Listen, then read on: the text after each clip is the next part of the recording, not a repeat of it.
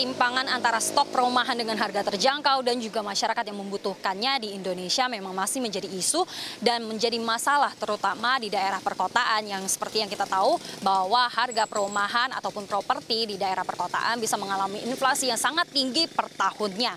Bahkan Kementerian PUPR pada tahun 2023 mencatatkan bahwa terdapat kekurangan stok hingga 12,7 juta perumahan dengan harga terjangkau bagi masyarakat yang membuat aksesibilitas akan rumah menjadi semakin sulit. Oleh karena itulah pemerintah mencanangkan sejumlah program dan salah satunya yang saat ini dicanangkan adalah program 3 juta rumah gratis bagi masyarakat dengan penghasilan rendah yang nantinya akan dieksekusi langsung oleh Kementerian Perumahan dan Kawasan Permukiman yang dipimpin oleh Marwarar Sirait. Berikut perbincangan saya bersama dengan Bapak Marwarar Sirait. Kalau bisa dibilang groundbreaking yang awal-awal nih Pak, gimana nih?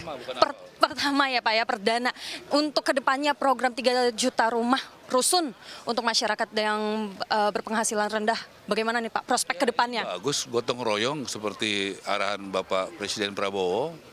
Ya gotong royong membangun rumah untuk rakyat, ya dimulai. Hari ini dimulai, kita dilantik ya mungkin sekitar berapa, 10 hari lalu, 11 hari lalu, kita sudah mulai sekarang. Dan semuanya transparan, dari siapa ngasih tanah, dari siapa yang membangun, siapa yang mengisi kan gitu. Kapan selesainya kan semua terbuka. Makanya saya mau keterbukaan publik begini supaya kontrolnya dari publik. Langsung ditanya kan kapan selesainya. Saya nggak tanya kapan mulainya, kapan selesainya. Iya benar. Ya gitu. Kalau untuk yang di Tangerang ini kerjasamanya sama siapa aja nih Pak? Tadi kan udah jelas tanahnya dari Pak Nino, perusahaannya ada.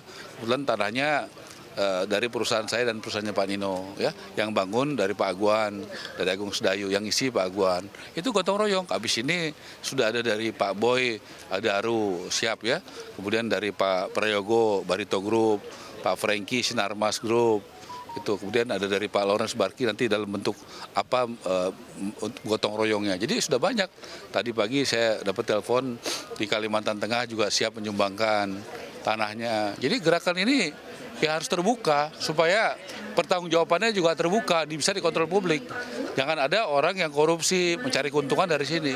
Kalau investasi dari luar ada nggak Pak? Kan selama ini yang disebutkan dari tadi itu perusahaan dalam negeri ya Pak ya. Kalau dari luar mungkin ada nggak Pak buat investasi? Ya kita lihat dong, kalau dari dalam negeri ini sudah gotong royong itu kan dari kita untuk kita. Kita harus kasih contoh dong, ya. Kita harus buktikan bahwa kita tuh kasih contoh. Saya sebagai menteri kasih contoh dari tanah perusahaan saya duluan. Kita nggak bisa minta orang lain gotong royong, kita tidak melakukannya. Saya pikir contoh itu paling penting ya, ya contoh gitu aja, sederhana aja, contoh aja. Demikian perbincangan saya bersama dengan Bapak Marwarar Sirait selaku Menteri Perumahan dan Kawasan Permukiman. Dari Tangerang, Tim Liputan CNBC Indonesia, Beyond Business.